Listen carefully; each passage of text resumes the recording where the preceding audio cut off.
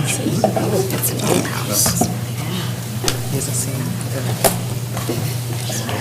Okay, the light is on, and that means we are ready to get started, folks. And welcome everyone this evening to our first City Council meeting for 2019.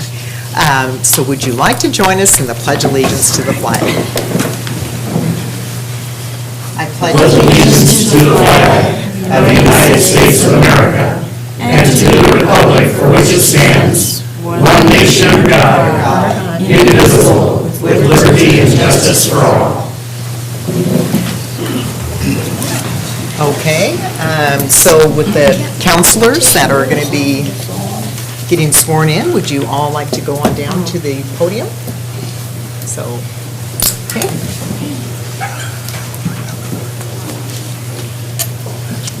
I've got a seat for her right over there in the front. She sees it now.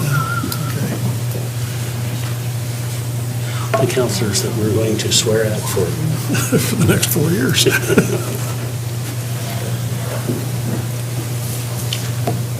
raise your right hand and repeat after me. I state your name. Do solemnly swear. That I will support the Constitution. And laws of the United States. And of the state of Oregon. And that I will commit to faithfully perform. The duties of the office.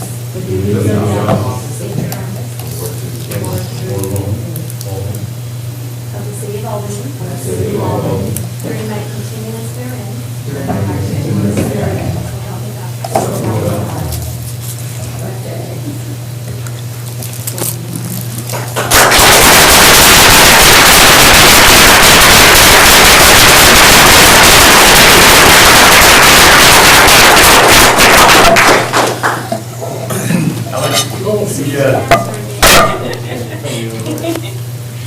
The citizens of Ward 2 have elected you to be their representative, along with Councilor Coburn.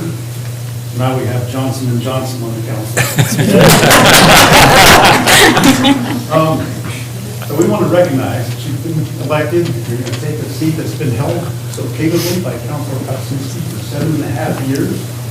And I would like to, as city manager, on behalf of the staff, welcome you and tell you that you'll have our full support as you grapple with the issues, the difficult issues that face the city of Albany.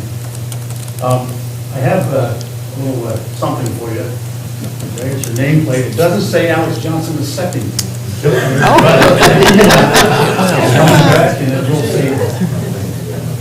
And Councilor Kopczynski, would you come down and join us?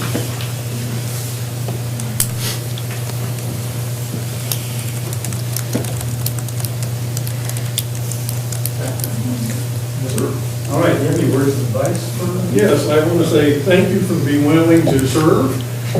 Do just what you think is the right thing to do for the entire community based on your vote. Don't look back. And you're doing a very, very fine job for the city. Thank you for jumping into the arena. He did this. If you ever feel like you're stressed a little bit, which may happen on occasion, left an envelope on your desk there. Open it and read what it says, and then you'll get back and relax a little bit. I hope. It's just like Thank you. Take your seat, Councilman.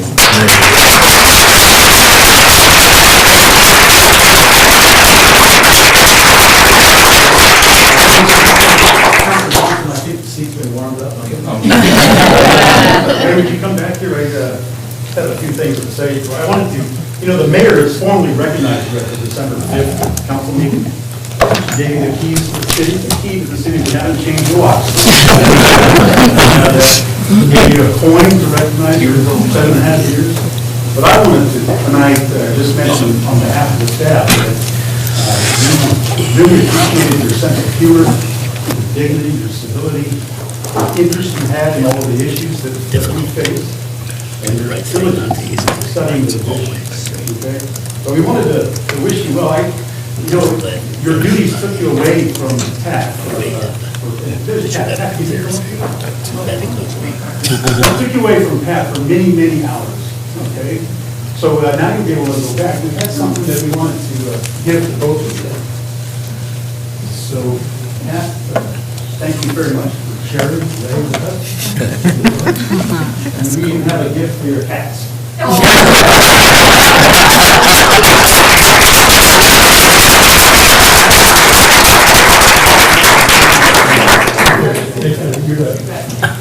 Enjoy your time, Alex. As he goes slinking out the back door, snickering. Thank you so much, Ray and Pat, too. Just been a joy working with you, so. And Pat's always been one that joins us on that Veterans Day Parade. We just really enjoy your support. Stay involved with some love. Yep, good. Thank you. Okay, next is the 2019 message that I started doing this when I was first elected, and it was just a time to kind of bring just a little message to the community and to sort of welcome in the new year. So, okay. So welcome to 2019 Albany. The new year has begun, and I have now served 22 years on the Albany City Council, 10 of those as mayor. And one thing which I was going to mention, so 22 years ago, I was the youngest person on the city council, and many people have heard this story. So for 22 years, I've still held being the youngest person on the city council. So Alex, you broke that record. Alex is younger than me, so, but it is amazing to think. It's a lot of times it is folks that we are more, the retirement age that kind of get into this arena. And so Alex, welcome, and breaking my record there, so. It's good to be here. Oh, yeah. So in that time, I have seen the pendulum swing back and forth on countless issues and challenges. Many issues come back again and again. The impact of growth, jobs, housing cost, homelessness, street maintenance, water, sewer, and stormwater systems, and more. Albany's economy is strong. We have more jobs available than local businesses and industries can fill. The same thing happened 10 years ago, but the challenge seems more difficult today to address. We can be proud that Albany is ahead of many other communities in participating in local programs such as the Pipeline Project to build a qualified workforce to fill the ever-growing manufacturing and service jobs. Albany residents are being trained for local jobs so they can prosper and raise families in their hometown. The impact of population growth was an important concern 10 years ago as it is again today. Oregon's population is growing faster than the national average, and each level of government is working hard to strengthen the economy. However, this growth affects the availability and affordability of housing. It is a challenge to keep our community affordable. The cost of growth needs to be shared. The livability of some neighborhoods is becoming a concern that we are trying to address proactively. Our most challenging need is how to help Albany residents who use much of their income for rent. On one hand, it is better to be rent burdened than homeless. Many homeless persons who have been helped to find a place to live know how important it is to use their income for housing before other daily needs. They may be among the numbers who are burdened by rent. Sadly, this issue is not one our local government can easily solve. Homelessness is a rising concern throughout Oregon. While jobs are more plentiful than 10 years ago, that doesn't guarantee that every Oregonian has a home with a roof and four walls. Our city government is very involved in supporting clean, safe, and affordable housing for people below the median income level for our region. I am proud of the social service agencies, churches, public health and safety workers, and individuals in Albany who work together every day to move people toward our goal of putting a roof over a person's head and helping them become self-sufficient. Population growth can also bring an increase in crime. I am proud of our public safety services and proactive measures that propose new solutions to problems, such as using social media for continuing community outreach about crime prevention. The condition of Albany streets and those throughout the state reflects decades of declining revenues for maintenance and reconstruction. This has no easy or quick solution. Funding is a challenge today and will be in the future, while the growing population puts yet more vehicles on the road. Two major highways go through Albany and the interstate passes by, creating more road wear and tear. The growing needs of our street system will continue to be a topic of discussion this year. Albany voters rejected a local gas tax in 2018 that could have provided one source of additional funding to address the backlog of street maintenance. The City Council will need to make some tough decisions soon. They won't please everyone, but I hope we can find new sources of funding that are fair and equitable to all residents and road users. Our community accomplished some great projects the past 2 years. I'm very proud of our state-of-the-art police station, the new fire station designed to complement our historic downtown, the long-awaited downtown streetscape project, and our unique historic carousel. New public improvements come with challenges and sometimes disagreements, but once a project is completed and the public sees the benefit through their own eyes, any controversy seems to fade away.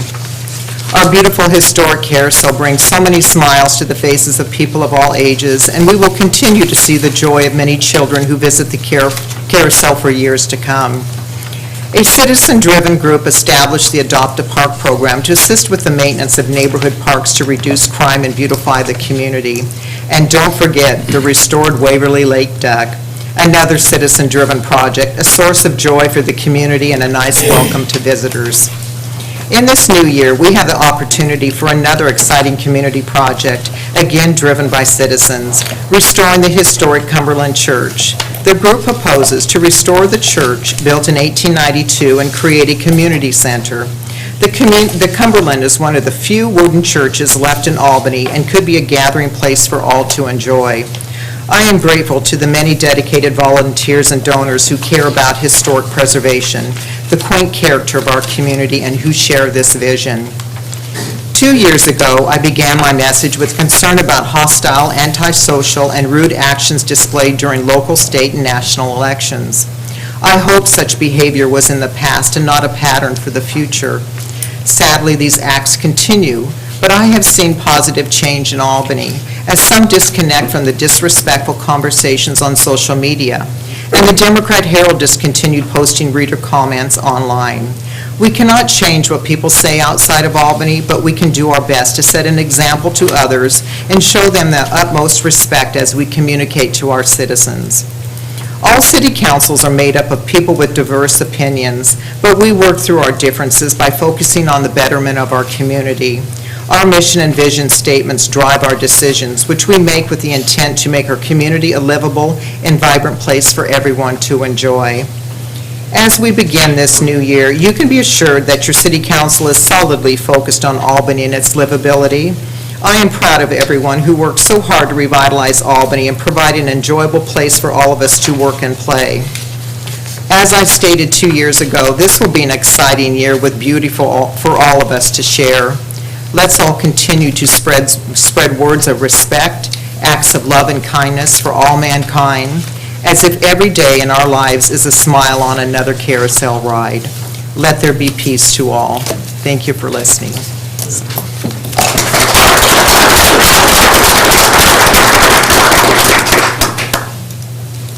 Okay, well, thank you, folks, and I really do appreciate you listening to the message, so. And with that, we do. I mean, we're just hoping that this year is going to be just a great year in our community, and just a lot of exciting things are taking place in Albany, and we're just very fortunate for the love that we have in our community for everyone, and let's all make sure we spread that this coming year, so. Okay, next we have election of council president. Council, this is something that is totally up to you, of who you would like to, which I missed roll call here, so, yeah, sorry. Get Sean. Olson. Here. Sykes. Here. Bessie Johnson. Here. Kellum. Here. Alex Johnson. Here. Coburn. Here. Okay, all right. Thanks, Sean, catching that. So next is election of council president, and this is totally your action on this item. I nominate Bill Coburn. I second. All right. Okay. With that, any discussion? Okay, all those in favor say aye. Aye. Opposed, same sign? Okay, all right, Bill. Thank you for your support. Yep, thank you so much. So the council president's position is one that leads with the city council. So say if I'm not available to attend a meeting, then Councilor Coburn will chair that meeting. on that, and if there's any other type of council business that I'm unable to attend. And like you've said in the past, I usually am always here, but I did Yeah, have... I'd like to make a motion that you don't have any more car wrecks. It was kind of funny, because then I was listening, I was attending the meeting when I was in recovery on the phone, and I think all of a sudden I had to weigh in because there was missed opening up for a public hearing, so, but thank you for filling in on that. Okay, next is scheduled business, and, or council, would you, I don't know if a lot of the guests want to stay, or we can take a 5-minute recess if you'd like to. Councilor Johnson? Go eat dinner. Go eat dinner. You can say if you want, please, we're done. We're going to have to work now. No, you're done. He's not.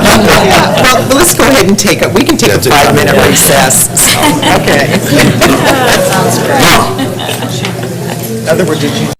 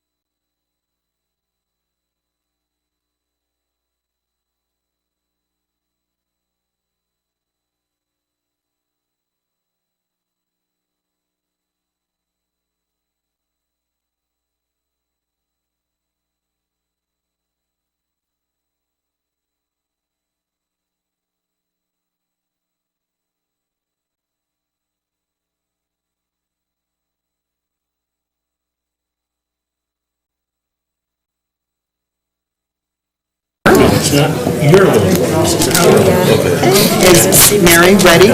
Yeah. Okay, I think Michael's got us going. Yep, okay, all right. So just before we have scheduled business, we did have another presentation that came forward to us that's not on the agenda, and this is from Bill Root. So Bill, would you like to come forward with your presentation?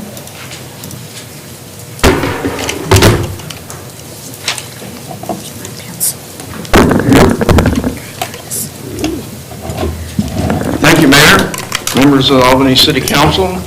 My name is William Root, R-O-O-T. I live at 2634 Northwest Valley View in Albany, and I'm the chairman of the Albany Toy Run. In 1983, a group of motorcyclists from the city of Albany thought that they would like to do something special to promote a merrier Christmas for some of the underprivileged children in Albany. Because of that, they created an Albany Toy Run. That was 35 years ago. For the last 35 years, we've given out thousands of gifts to thousands of children, and this year was no exception. This year, we partnered with the American Legion Post 10 in Albany, and at the distribution, we donated over 1,000 toys to over 1,000 children. Last count, there was 1,050 children. But it hasn't stopped there. Since that distribution day, the American Legion has contacted some of the groups in the Albany area, and they have now donated gifts to 9 other groups in the Albany area. As of today, they have donated over 1,400 toys. Wow. But it hasn't stopped there. Part of those toys, we have 2 members of the Albany Toy Run Committee that made a decision that they wanted to do something special for those people that were decimated by the fire down in Paradise, California. So they put together a truck and a trailer, and they're taking tolls to those. There's a lot of people down there that would like to rebuild. They'd like to rebuild their homes and their businesses, but they can't because everything they've owned, all their tools have burned up with the fire. Also in that truck is going to be 100 toys donated by the Albany City American Legion and the Albany Toy Run. I've been involved with the Albany Toy Run since the year 2000. I've been the chairman for the last 10 years. During that time and prior to that, we've always had a fire truck to lead the parade and police officers to provide traffic control at major intersections. This year was no exception. Can I get Jeff to come up here, please?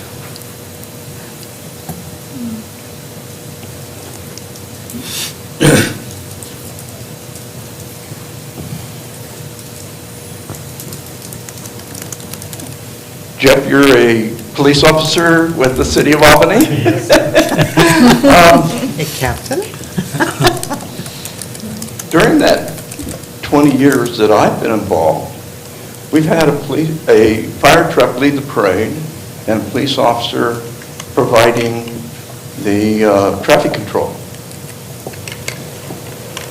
I've attended many city council meetings over the last few years, and I've watched the police chief and the fire chief give out awards to community members who have done something good for the community. This year, we're going to turn the tables on.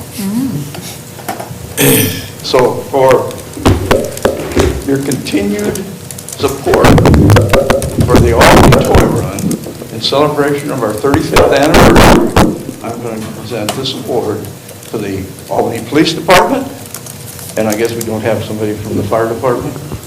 Isn't that pretty? So there's medical award Yes. for the Albany Fire Department. All right, thank you, Jeff.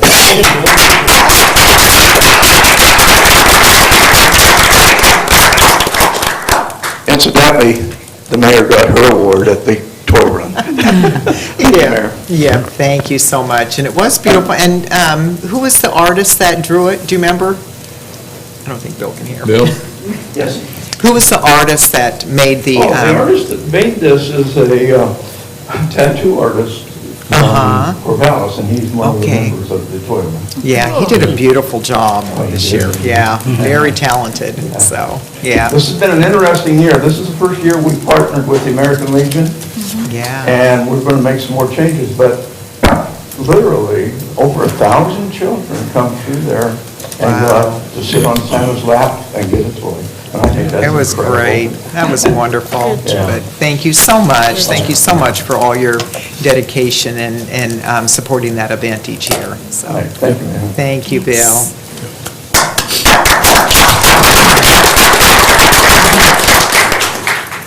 Okay, next on communication, and this one would be accepting Scott Pearson's resignation from the Budget Committee. Council, this is on page 3. I move that we accept Scott's resignation and send him a letter of thanks. Second. Okay, any discussion? All those in favor say aye. Aye. Opposed, same sign. Okay, motion carried. All right, next we have a public hearing, so I got a script here to read.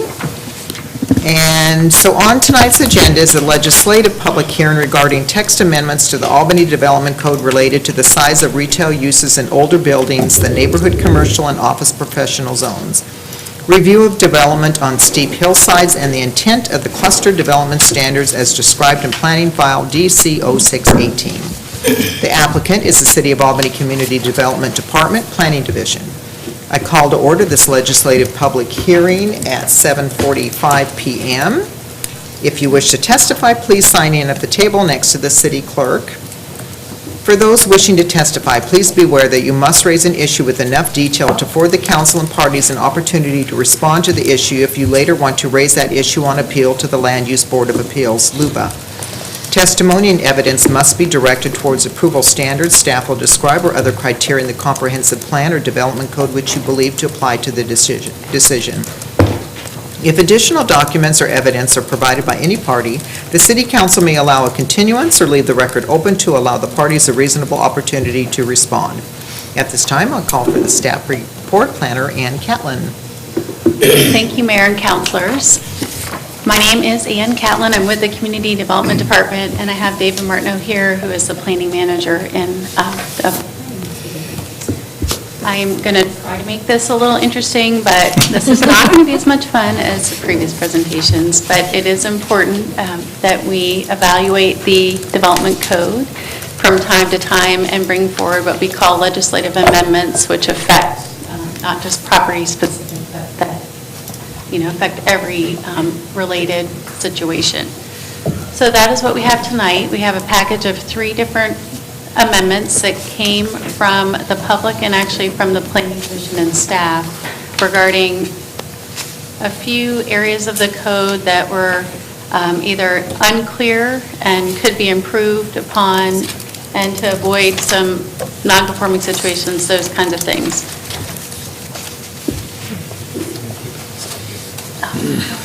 Sorry, I thought I'd figure out my presentation here. I have to go through. Okay. What? Oh, I did. Sorry about that. Sorry, getting used to this new setup. So there are 2 development code criteria that need to be met for amendments to the Albany Development Code. And those are that amendments better achieve the goals and policies of the city's comprehensive plan than the current language, and that the proposed amendments are consistent with the development code policies on purpose and with the purpose statements for the base zones, special purpose districts, or development regulation where the amendments are proposed. So we did provide notice in the Democrat Herald back in November, and Planning Commission held a public hearing on these amendments in December, and they unanimously voted to recommend the package of amendments to you.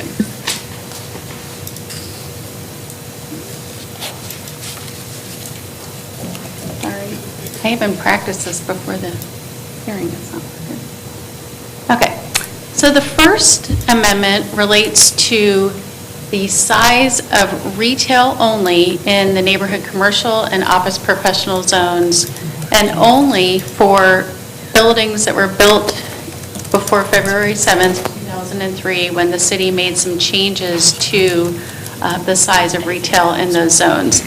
So back at that time, evaluating our employment lands, the city determined that the office, professional, and neighborhood commercial zones should have retail uses, but they should be smaller in size just to serve the nearby residents and employees.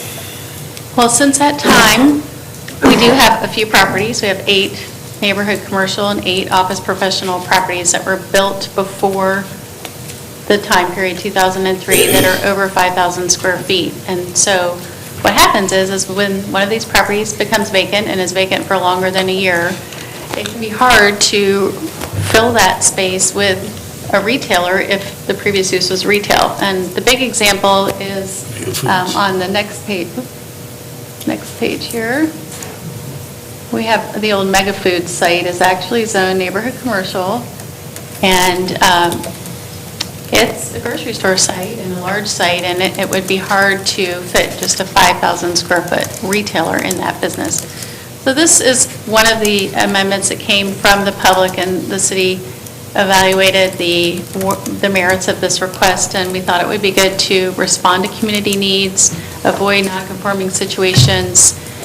And so we evaluated against the development code policies and the comprehensive plan, and found that removing this footprint for these few properties might enable reuse of them, and it would support the redevelopment and infill where we want to see it, and also serve nearby residents.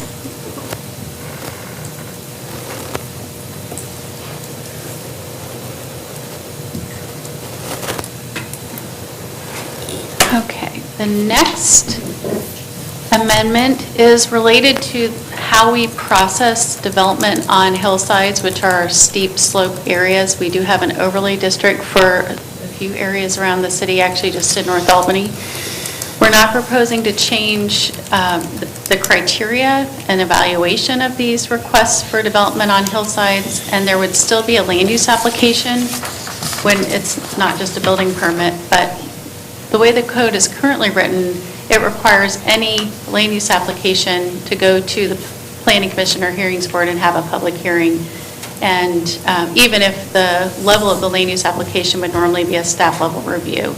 And there was some questioning from the planning commissioners about why they were needing to evaluate this, and they aren't experts in geotechnical reports and that kind of thing. So we evaluated that and thought we could streamline process, and the process maybe was a little cumbersome given the level of some of these development applications.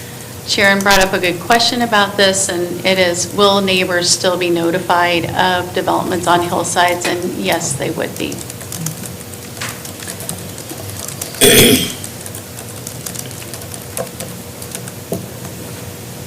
Well, I'm almost done, sorry. Don't worry about it. So the last amendment is related to an optional form of development that the city has called cluster development. It's been around since 2003, but it doesn't get used a lot. But this is one that has provided some confusion and could use a little clarifying. So just a little history on this as well. The city established cluster development back when we created the North Albany Refinement Plan, and it was a way to provide an incentive to protect natural resources in exchange for flexibility in development. You know, move the houses over and save your natural resource. And that is still the intent of the overlay district. So, or this optional form of development. So the standards were modified again when the city went through a statewide planning adoption of Goal 5 natural resource resources protections, including creating our significant overlays. And at that time, the list of priority areas to be designated, what should be designated first in a cluster development changed a little bit, and it's just been confusing ever since. So we thought we could try to go back and clarify the purpose statement and also the review criteria, and just make sure that it actually is doing what it was intended to do, and make it easier for both staff and the public to understand the purpose and intent of this optional form of development, which is protecting natural areas, and it also makes for a more efficient use of land and sometimes diversity in housing types. So that is going to be my last slide. So you'll see in the staff report more details about how these proposals satisfy the review criteria. The amendments are responding to community needs and trying to clarify the existing code. They were evaluated against the comprehensive plan, and they support numerous policies related to economic development, housing, and protection of natural resources. And the amendments are consistent with the base zones and the special purpose districts in the development code. With that, I would be happy to respond to questions about this. Thank you. Any questions of Ann? I do. Yep. Dick? Yeah. With regard to cluster development, do we still consider the rights-of-way under high-tension power lines as such wonderful places that we justify cluster development because of them? Well, those are not listed as one of the priority natural areas that, if there was a wetland, it could be that an area under a power line could be set aside and protected. But that is something that has come up, and the standards do not address that directly. But those areas can have functional activities underneath them. You can't put houses there, but you could put amenities there. No, that's not my point. My point is they shouldn't be used as an excuse to get higher density housing. They're not allowed to use those. It seems to me recently we've had that happen. Only if there is a natural resource. And in that case, like you're referring to the Pheasant Run subdivision, That's exactly. that did have a significant wetland and a riparian corridor that happened to be under some power lines. But if you could... We've got wetlands all over the place, and I think, I disagreed with it, and I hope you won't do that again. So then even if it's non-buildable land anyway, because it's underneath like a BPA or power line right-of-way, so they still were able to factor that into their overall cluster development then? Well, the purpose of the cluster So we're not development cleaning was... that part up? So the purpose for that cluster development was to preserve and protect, or in this case, also enhance the riparian corridor associated with the wetland. Things like utilities and streets or uses that could be allowed, stormwater detention facilities could all be allowed under power lines in a power line easement, but not necessarily in a significant wetland. And so the protections here are really geared towards the natural resource features and not related to the power lines. I don't buy it. Yeah, Bessie? Regarding the neighborhood commercial, and brought up the Albany, the Mega Foods store, because I know recently there was an owner who wanted to use the whole store for a business. I just want, will this make it possible for them to do that? To utilize the space, that they've got, rather than to cut it up into small businesses? Yeah, the proposed amendment would remove the 5,000 square foot limit on the retail business footprint.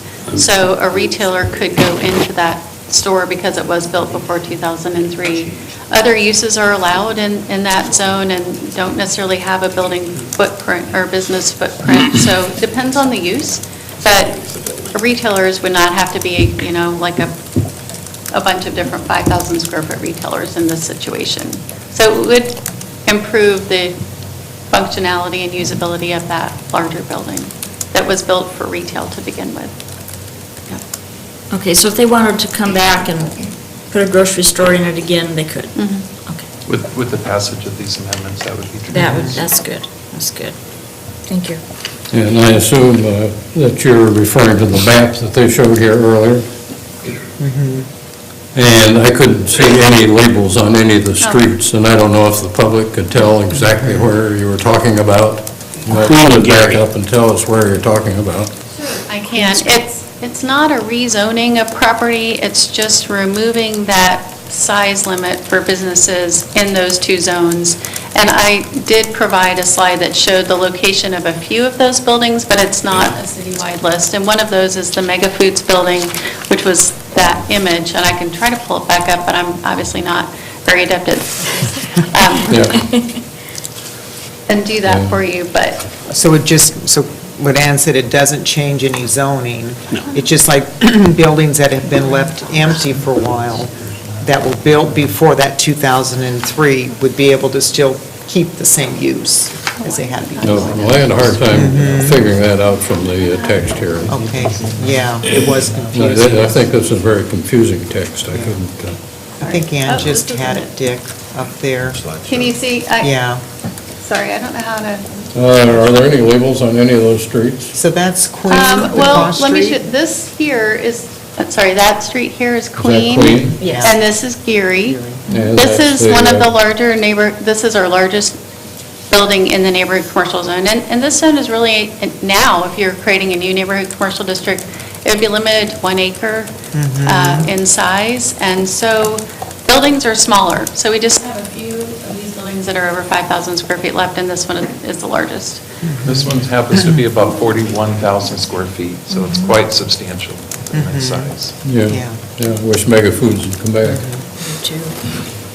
Yeah, sorry, I didn't think to provide pictures in the packet, but it would be any building that was built before 2003, and both of those zones would now no longer have that limit on retail.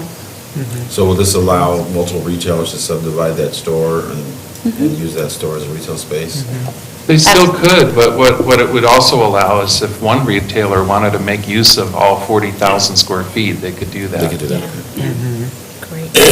Or use more than 5,000 square feet of the existing building. Any This other- fixes the problem that we got them into. Any other questions of staff?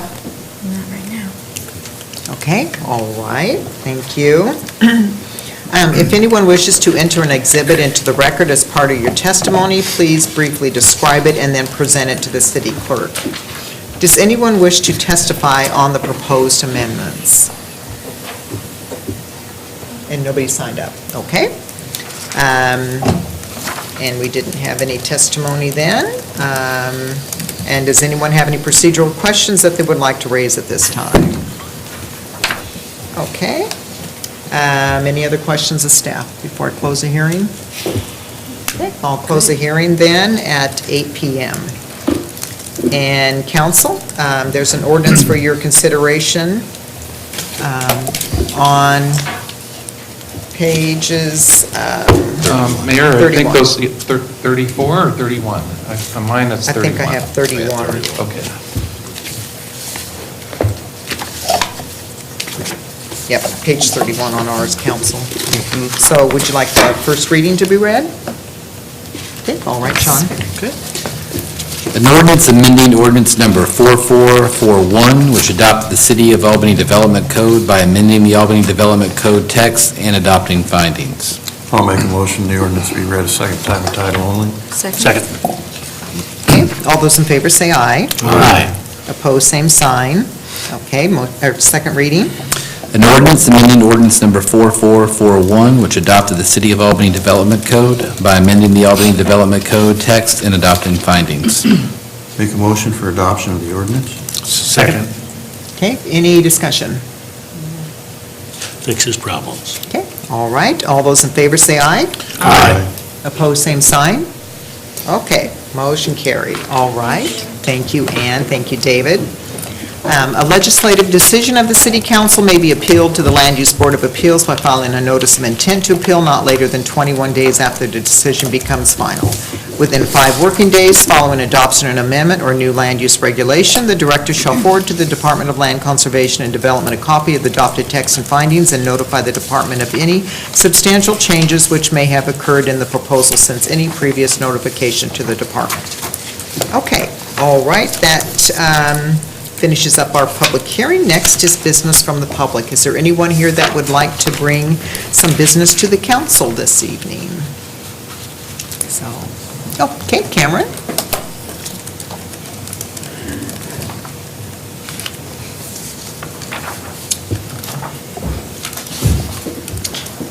My name is Cameron Settlemeyer. I live at 230 7th Avenue Southwest in the beautiful HM, Hackelman-Monteith zoning district.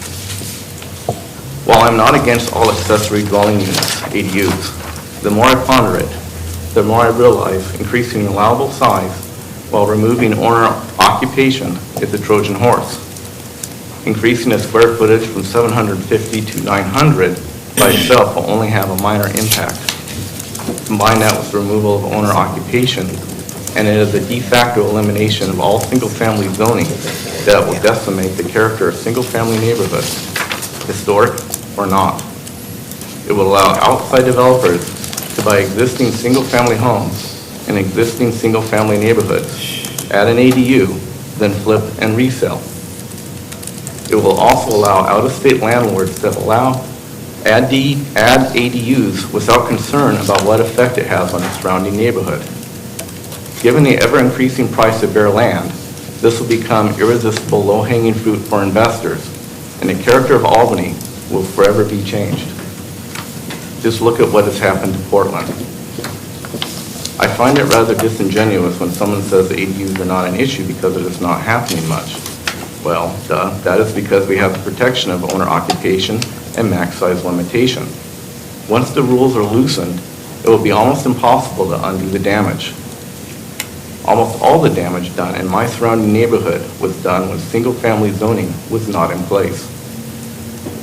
Established neighborhoods will be disrupted by ADUs, not just because of community, livability, and parking issues. ADUs we put into neighborhoods that were never designed for them.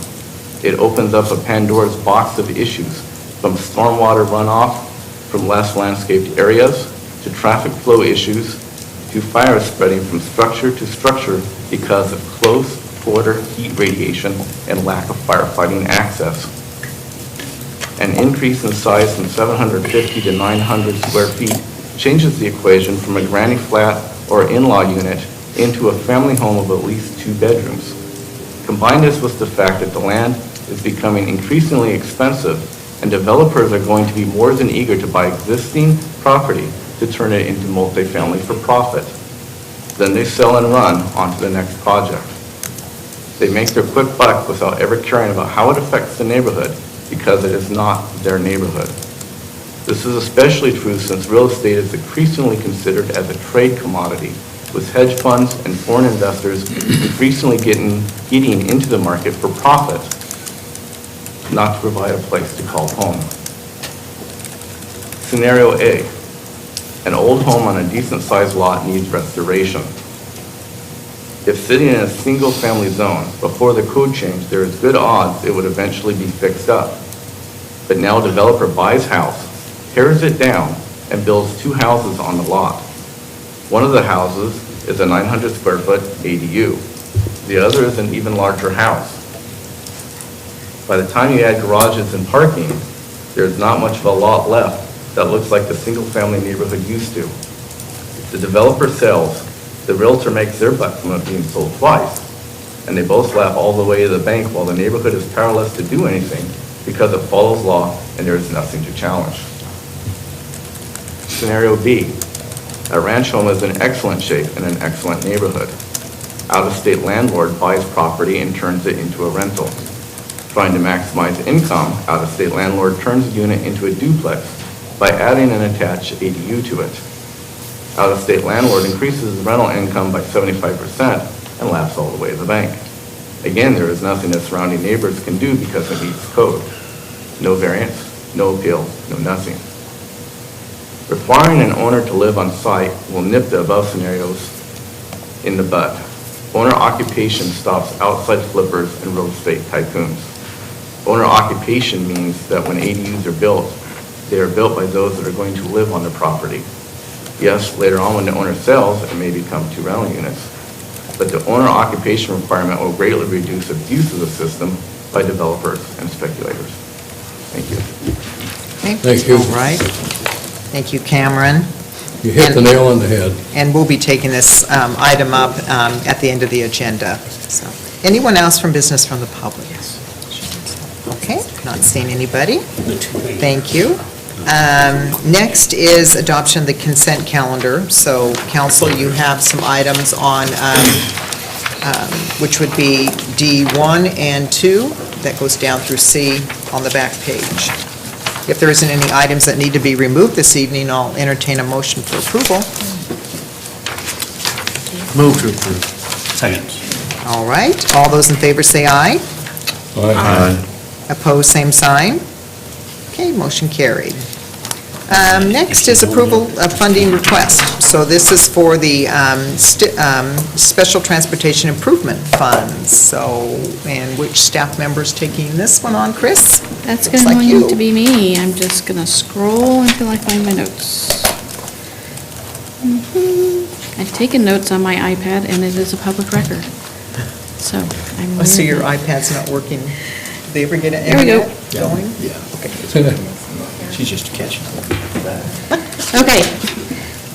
So, thank you, Mayor. This item is related to a new source of state funding for public transit programs. This came as a result of House Bill 2017. The funds have been collected by the state since July 1st, 2018, but the funds available to us are not available to be dispersed until later this year, probably around November of 2019. The funds, called STIF funds, will be available to Albany from both Lynn and Benton counties in the form of grants that come with no match requirement, which is unusual for public transit funds. In addition, the grant funds can also be used as match for other state and federal grants. So it's a huge benefit for public transit programs to have this type of funding. The legislative intent of the funds includes several things, including expanding existing transit service and increasing service to low-income residents and youth. The funds are not intended to replace local match. The memo describes in broad terms how we have planned to use the funds to expand Albany Transit, Colorado, and the Lynn-Benton Loop. The funding represents a significant benefit to our public transit programs, and it is going to allow us to implement improvements several years ahead of schedule.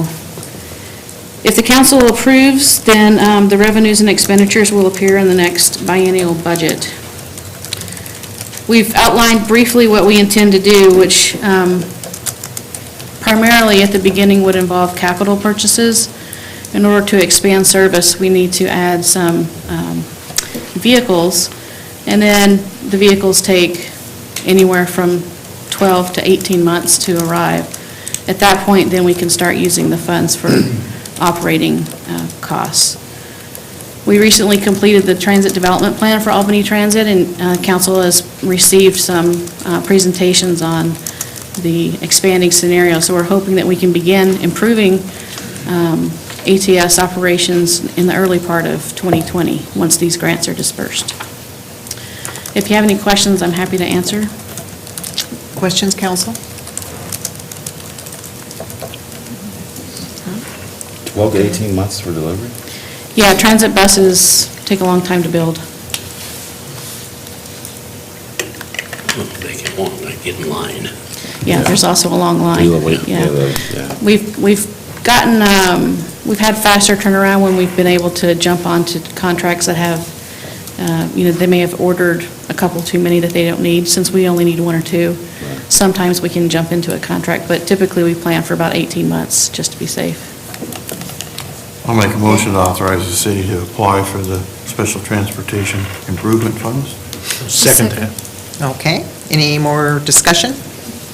All those in favor say aye. Aye. Opposed, same sign. Okay, motion carried. Thank you. Chris. Okay, so starting on page 58, your first group on 58 through 87 is the citizen advisory groups. So this will take council ratification of these appointments. Okay, what would you like to do with this item? Rich?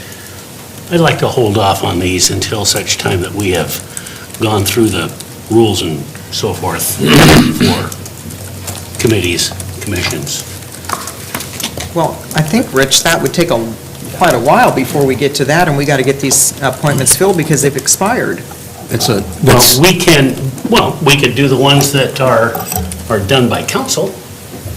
I mean, most of them are not all that mandatory to begin with. But the ones that the entire council does would be, could be done. So you're saying to appoint the counselors but not appoint mine? Is that what you're saying? Appoint yours, if you're appointing one that everyone has an appointment to. It's not you, it's a single person. Will you clarify that more? So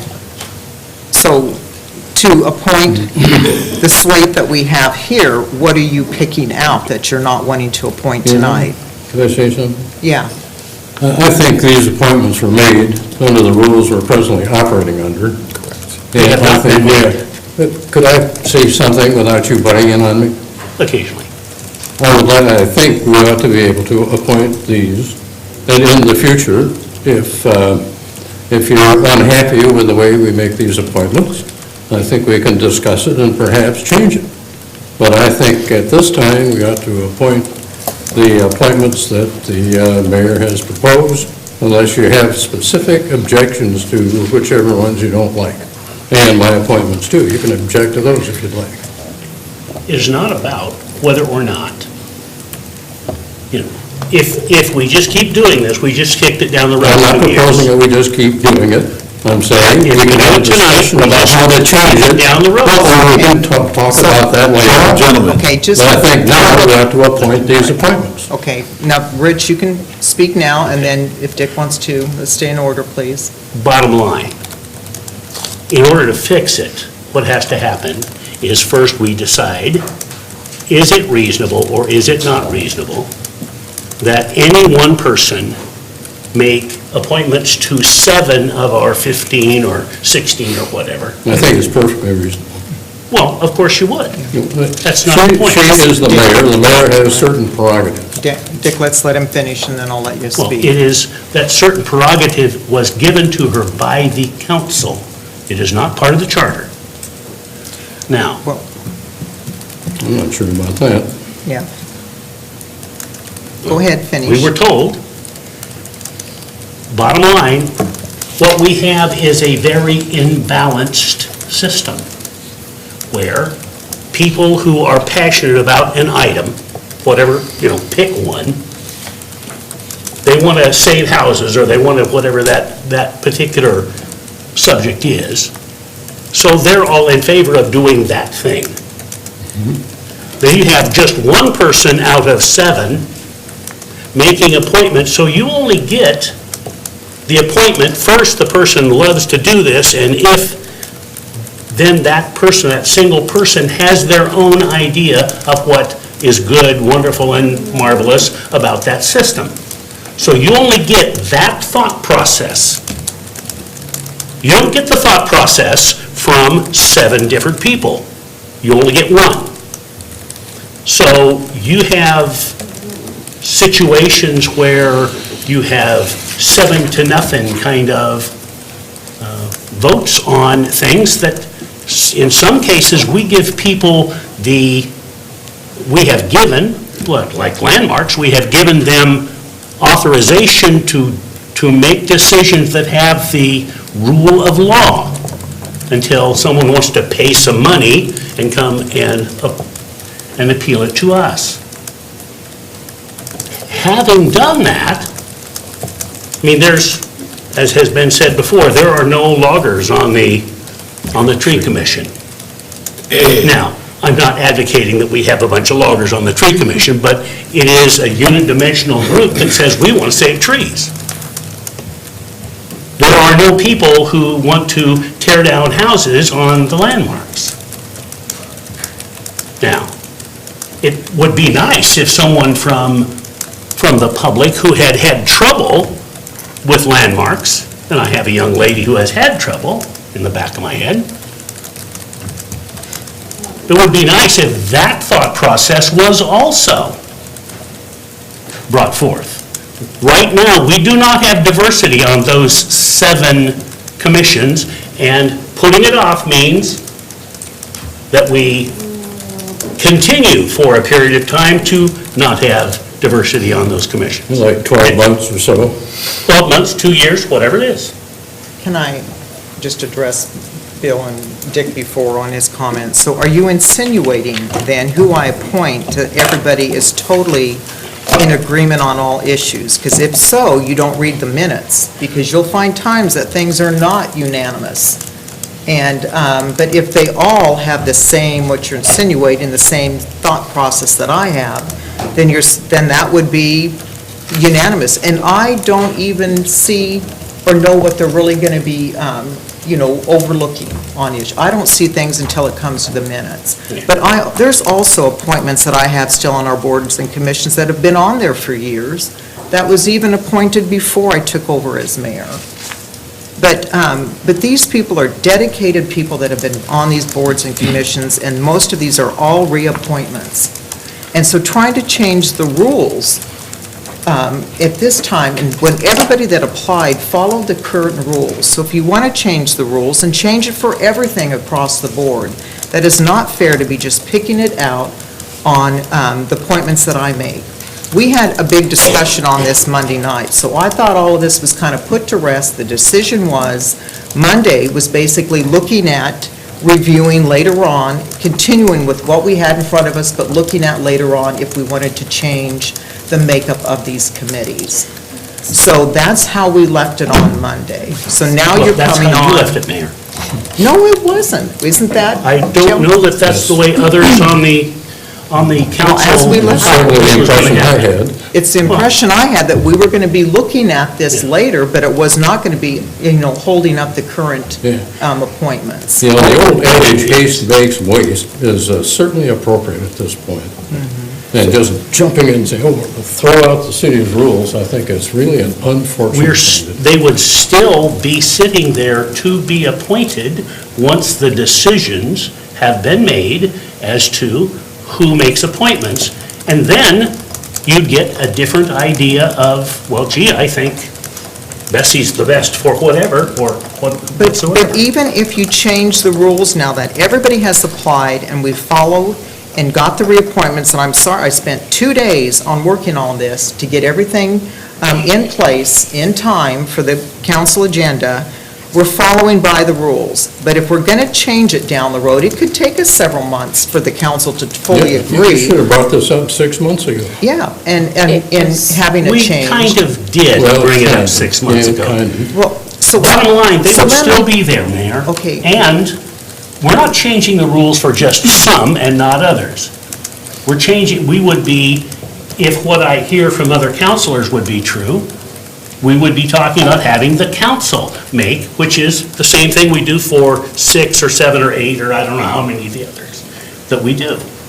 We're making all of them the same, not making some for you and some for the rest of us. And as I brought up on Monday, would this question even be here if you were in my seat? Which you'd even admitted that it wouldn't be. I did not admit it. To a point it was, is how you were stating. Bottom line, we have the system we have, and it is not serving us as well as I think it should, and I think some others also have that thought process. So I think Bill was next to be speaking. Well, I don't think that these appointments are so critical that they need to be made tonight. But I don't want to see this thing go on for months and months and months. No, that probably would. So my question for Peter was, after our discussion Monday, I certainly had the impression there was going to be further discussion and maybe even some input or suggestions from staff. Yes. Can you, where do you see this going? And we've talked quite a bit about it at our meeting earlier today, and then in the office with Mary and Marilyn. First of all, you should know that Holly and the staff in the city manager's office spend, 2.5 months trying to recruit people to come and volunteer and then provide you with these lists. So it's not, this is not a very simple and easy process and one that happens very quickly. So it also takes a bit of care to overhaul the process. It's not impossible, we can do that, but it'll take us quite a while to look at each of the committees. Their appointments each have different requirements. Some require that you have certain skill sets or certain backgrounds and so forth. And so while it would be nice to standardize the nomination process across the whole panel, the whole wide variety of boards and commissions, and that can be a goal of ours, it'll take a while to take a look at each one of those and try to come up with a way that you're going to be able to use the council approach to nominate each one of them. So, like I said, it can be done, but it's not going to be a quick process. So I would guess if we made this a priority, along with the other things we have to work on, we could get this done in about 3 or 4 months. But that would take quite a bit of work and displacing other priorities. I certainly wouldn't mind having further discussions on it, because one of the points that I would bring up is my frustration, as I indicated Monday, that there doesn't seem to be any consistency. In some cases, the mayor makes all the appointees. In other cases, each council member plus the mayor makes an appointee. In some cases, your appointee has to be from your ward. In some cases, it doesn't. It seems like there needs to be more consistency. And, I might disagree a little bit with Rich. I understand where he's coming from, but when you think of our form of government, we could start at the top and work down. President of the United States, whoever it is, gets to make the appointees of their cabinet and so forth and so on. The governor in Oregon certainly gets to make, their appointees. And in this case, the mayor has the opportunity to make these appointees. It's not about sharing. It goes back, Chuck McLaren or now my mind's going like. Dan Yeah. Door. So, but those are some of the things that I would hope to put on the table if we had further discussion on this. And again, just to repeat, I don't know that it's so critical that it needs to be decided tonight. Appreciate what Peter's saying, that, the work that everybody's gone into it and the citizens that applied and so forth and so on. If there's value in having some further discussion later this month, that's fine. Peter, I'm not interested in going 4 months or anything like that. That kind of replicates what is going on in the country right now, shutting everything down, and that doesn't accomplish anything. So if the people that expire, they're just gone. Well, actually, Dick, I think, and correct me if I'm wrong, but I believe that if your term expires, you stay on that committee until a replacement is made. I thought I read that somewhere. No, I don't recall seeing Mary's that. shaking her head yes. Yes, then that makes sense, yeah. If they're willing. If they're willing. And we want them to feel appreciated. Before we throw out the old and take in something new, Rich, why don't you run against the mayor if you want to run the city? You want the truth? I have had people say, Rich, you want to. And what I told them is, if I run and if I would win, we would lose a vote. Because the mayor doesn't vote very much. I mean, when we have 3 and 3, and I run, then it'd be 2 and 4. How about it be a divided council if you were the mayor? It would be a divided council? Well, it is a divided council now. It is. It's just a matter of how many votes. What's important?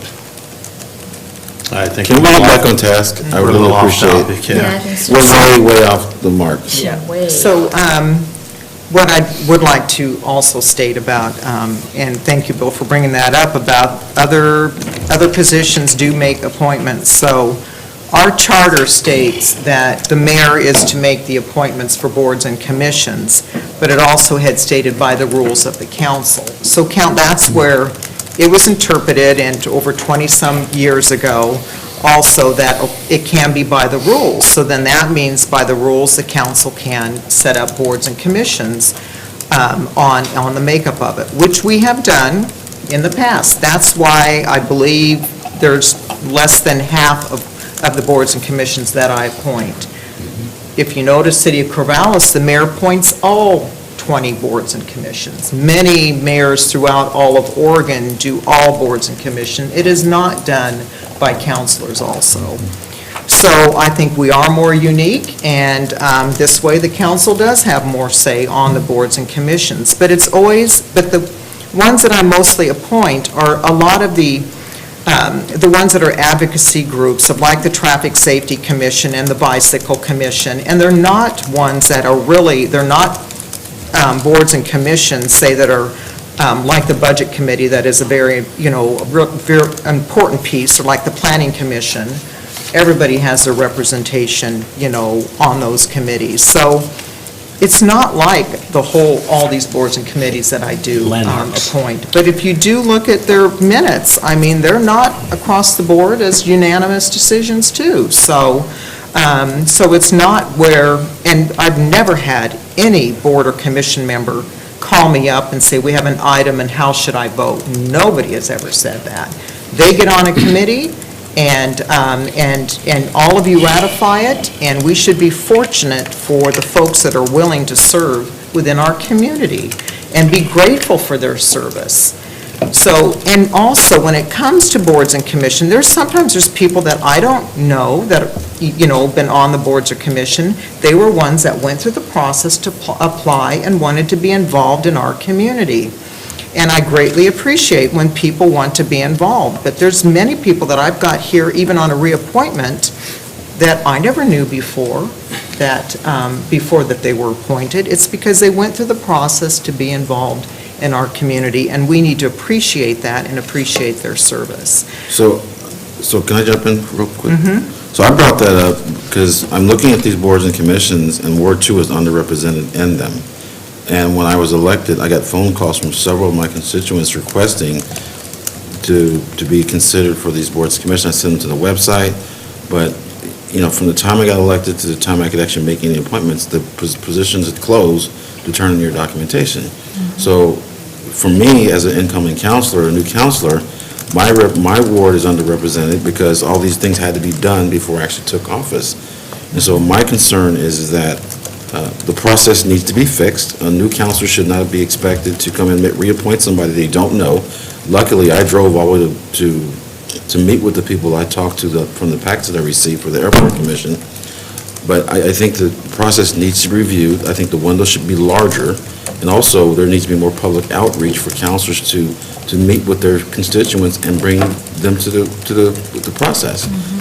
And having a truncated process for somebody that's newly elected is difficult because I was scrambling, reading all the packets, trying to figure out what I'm going to do, making phone calls. I got it done, and I do like the person I reappointed. However, it just added another layer of urgency to what I have to get done to represent my ward. I think the process is broken, and I'm a process guy. Everything I do is by process. I mean, from my work to my football officiating, I think the process needs to be reviewed, and maybe for the next time we do this whole process, It's 2 years away.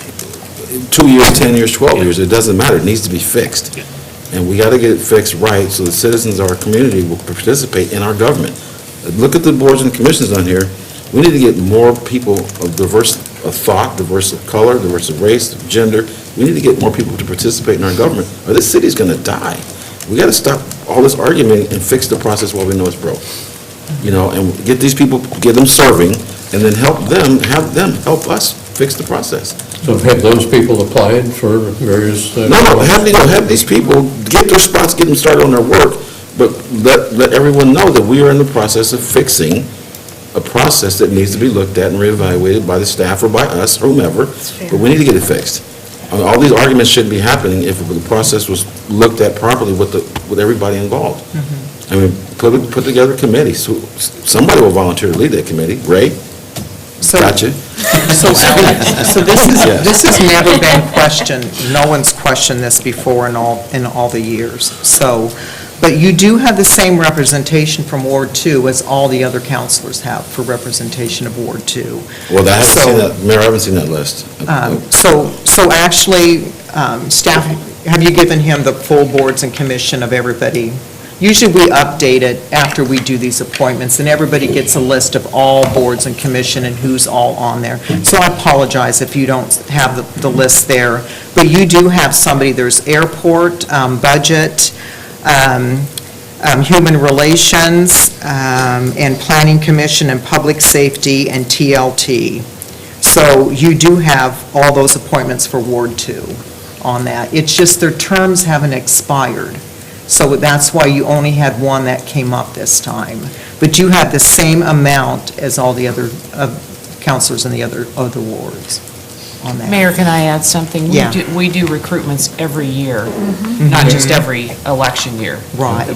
Because terms expire every year, they overlap, and then if someone resigns in the middle of the year, that happens often, we replace them in the middle of the year as Yeah. well. So there's continual churn. Thank you, Marilyn, for reminding. So yes, it's not just every 2 years, we have every year that there is reappointments, but I almost guarantee one of us, if not several of us, at times will have somebody that resigns during a year, and then you have to reappoint. So you might have somebody in your ward during this year that could resign, and then you'll have to fill that position during the year.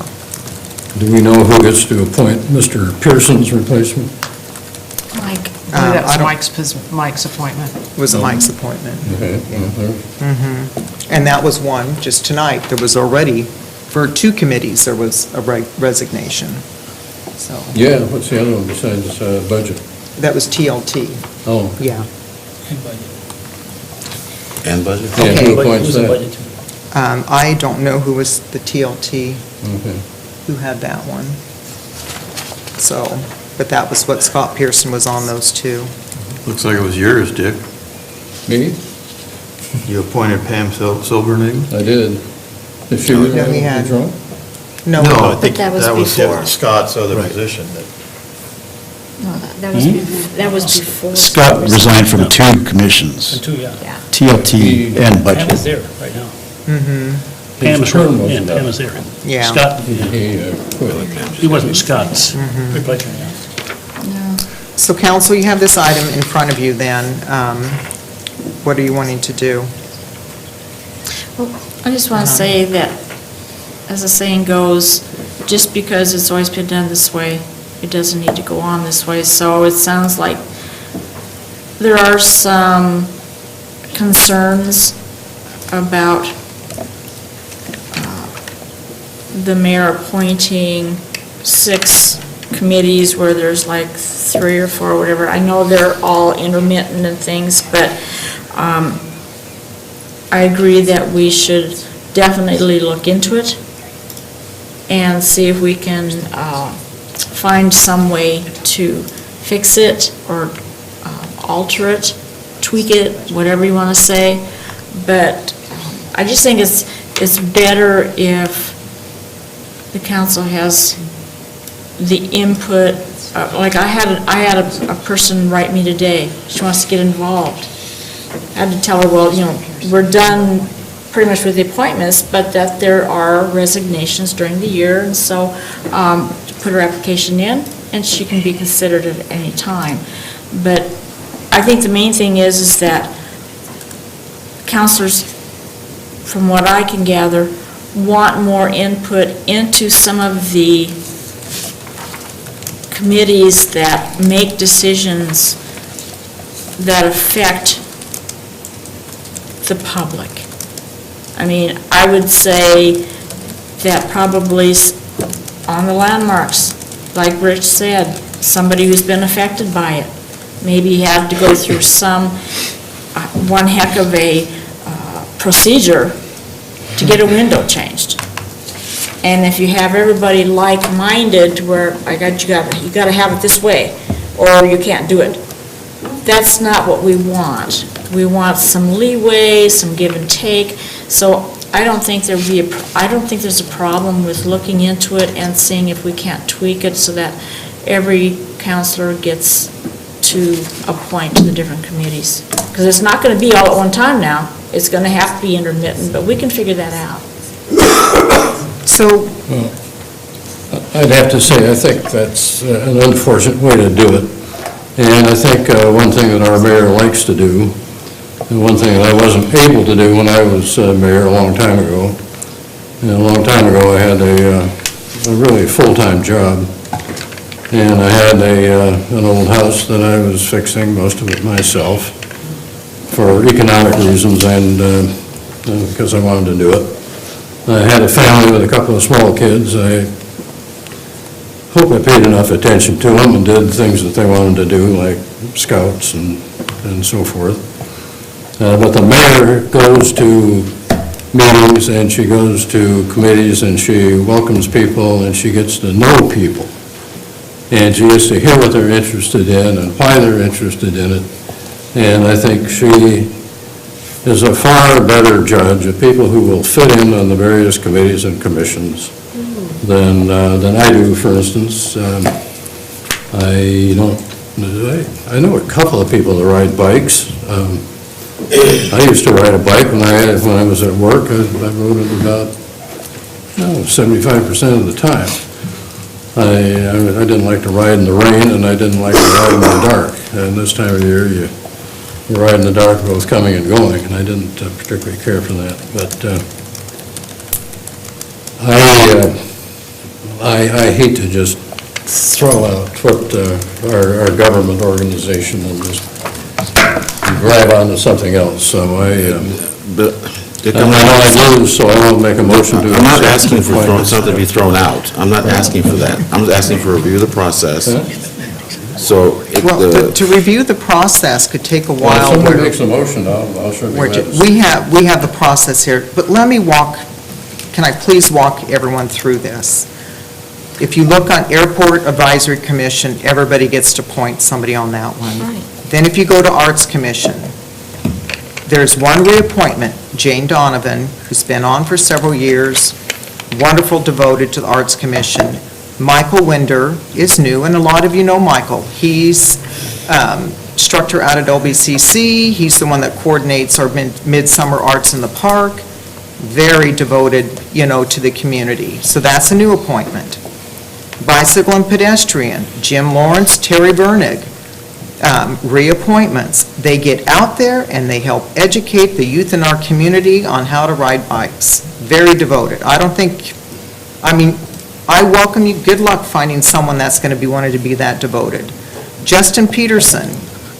I haven't met him. I had no idea he was applying, but he contacted me. He had sent his application in, and he's been attending the Bicycle Pedestrian Advisory Commission and wanted to get involved. Budget Committee, we all get appointments. Building Boards of Appeals, that usually rarely meets. They're usually a placeholder. Dan's been on for years, Larry, and it's just more one of those placeholder committees. City Tree Commission, that's a reappointment. Brenda Sterner, she has been on for years too, very devoted to the community. Community Development Commission, this is one that you have to find specific persons to fill certain slots. So one's a reappointment, Karen Cordoza. Myself as the council representative, Melissa Murphy, I think most of you all know, she works for Business Oregon, very, very well qualified to be on our Community Development Commission. But that committee has to have, you can't have just so if each one of the councilors were to appoint somebody to that committee, then who are you going to say, okay, this councilor has to do a economic development representative. Then one councilor is going to have to end up doing somebody that's with the social service agency. Well, then when you have newer councilors come on, then they're going to be having to take maybe somebody with the social service agency, and they might not really be well in tune and involved with the social service agencies in the community. So that's a very hard commission to try to be able to have the council across the board be able to fill those positions, because this is a HUD, under the guidelines of HUD that we have to end up having for this commission. Human Relations Commission, everybody gets to appoint somebody. Landmarks Advisory Commission, this is another reappointment, Carrie. Library Board, Amy Roberts. We had a lot of folks that wanted to apply for the Library Board. There were folks that I didn't know. And a lot of these boards and commission, I talk with staff ahead of time to see what they think, what their thoughts are. And so I talked to Ed Gallagher and he, conveyed about Amy Roberts. Parks and Rec Commission, that's a reappointment. And Stacy Schoenborn, she's one of the, with Central Willamette Credit Union. She is newer to the community, but they are very supportive of our summertime programs and our concerts. Mayor? Just let me finish, Counselor, please. Planning Commission, everybody gets to appoint. Public Safety Commission, every counselor gets to appoint, the same as TLT. Traffic Safety Commission, those are 2 reappointments. So do you really see anything that is very controversial here? Landmarks? So on landmarks, there's only one that's up, and that one's a reappointment. It's irrelevant. Landmarks has when they make a decision, it is the rule of law. We have given them the right to tell people here, now you have to go spend thousands of dollars. Okay. And when they have a problem, I mean, if you're the person who they want to change, I don't know, it was in Hasso's blog, they want to tear something down. City and Landmarks Commission disagreed. I don't know who knows more about what a historic thing is, but I think certainly the city does. But when you say that you do all this and there are all these people and they're all different, and you have to look at them and they all have to come from different places, are you saying that the rest of us can't do that? Is there something special that you have to be, someone with the right kind of glasses or something? No, I'm not saying it, but it is a lot of work that is put into it too. But it's also, when it came to Community Development Commission, that's a part of the requirements for going over the HUD federal requirements that we receive. So I think what I'm seeing here is really the issue with the Landmarks Advisory Commission. So instead of throwing the baby out with the bathwater, why don't we just appoint everything as is and then just leave off landmarks, and we will discuss that at another council meeting? Because that seems to be the issue. Madam Mayor, I don't think you're understanding. It's not the people that, right now, it's the process that we're questioning. And if you put the requirement on the application for a certain committee, people have to fill that requirement. I mean, I think we're all smart enough that we can figure this out. So what you're wanting to do is just take away the authority from the mayor, and that's even future mayors down the road, is what you're wanting to do if you're wanting to change that process. Yes. So are you doing that are you doing that for the benefit of the city? Yes. Or are you doing that just because of me? No, I'm doing it for the benefit of the city, because we need different, just like we 6, 7 counselors have different ideas. I don't agree with Mike all the time, I don't agree with Bill all the time, but we work it out, and that's what you have to do. You have to have different ideas on these committees. You can't just have all one like view, and because it's important stuff to some of our citizens, because it can cost them a lot of money. And there could be alternative ways if you have maybe a contractor or something on the Landmarks Advisory Board, because they know what it takes to build. You do have one. But we're picking out just landmarks. Is that fair to all the other boards and commissions? Well, no, again, you're not understanding. It's the process. Oh, I'm seeing the handwriting on the wall here. We want, I mean, from what I can gather, we want it to be that the council appoints the committees, not just one person. And again, it's the process. Which is always ratified by the council. Okay, so we were skipping over this item. Let me make a suggestion, Your Honor, because I don't necessarily agree with what Bessie was saying either, and I'm looking for kind of a hybrid. Like I said earlier, I don't think it's going to hurt to not have it appointed tonight, that people that are on there continue until the new appointees are made. To use one of Rich's phrases, a little soak time to think about this, and see if we could have it on the agenda for the next work session. But I'm not looking to switch things up at this time, but maybe some further discussion in a couple of weeks on a different approach, a process, as two or three people have said. Just shelve it for now. But more important, yeah, let's have a little soak time on it. I think that's a good idea. Okay, all right. Let's go to item 2. This is city council and city representative appointments. And so the only change then was actually Alex that was put on for Albany Visitors Association. And Bill, you took over one of Ray's MPO. Yep. And then also, Bill, I forgot to tell you, I put you on what Ray had was the Lynn Benton Loop Commission, but according to Ray, he's never been to that commission. Nobody's notified him. No, we don't, the city of Albany doesn't have a board member on the Lynn Benton Loop. We have an ex officio member, which is the transit supervisor. Okay. I only picked up about half of what you said. At the Lynn Benton Loop board, the city doesn't have a board member on the Loop board. We have the transit supervisor is the ex officio member there, so we've never had a member there. So we can just take this one off? Yeah, it replaced the old commission, which... Okay, all right. A long time ago. So you're not on that one. So it's just the 2 then? Okay, all right. Council, what would you like to do with this? You can't talk.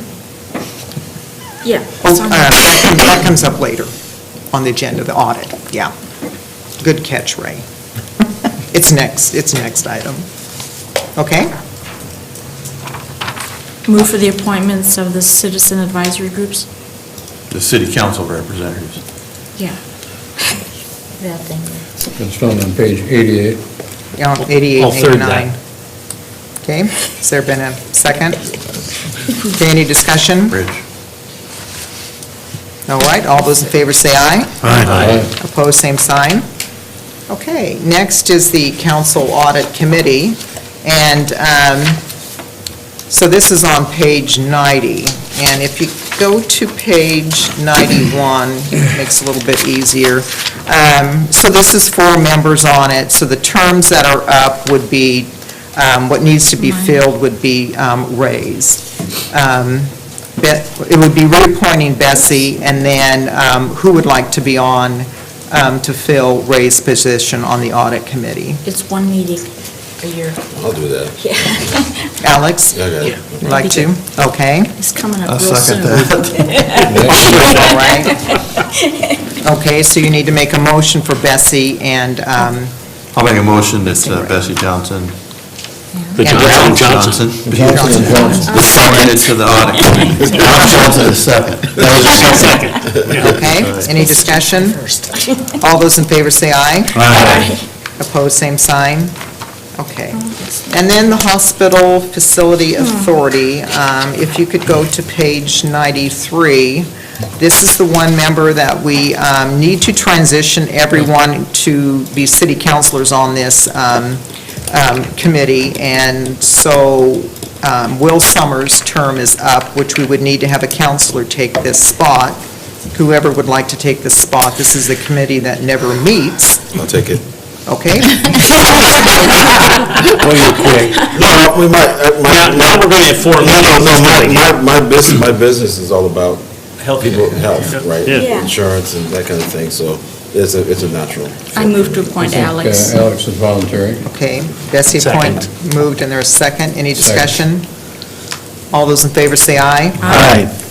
Opposed, same sign? Okay. All right, takes care of that. And the way everyone's moods are this evening, I hate even hitting the next one.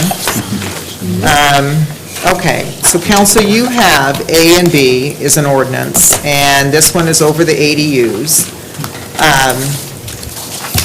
This would be 1A is the state minimum, B is what has been proposed originally from staff, the one that's been in discussion. And so I have a statement to read about it. And so I can read that, and then what I will do is recommend that we have a public hearing on this in 2 weeks. So, but I feel each time I've been trying to make some points about ADUs, I feel like I've been getting interrupted and can't be able to really convey my overall concerns over the ADU. So you're going to have to bear with me, and this is going to be all my thoughts on the ADUs. And I know I've never done a veto before, but I am just very adamant that this is not the right route for our community to go with the ADUs.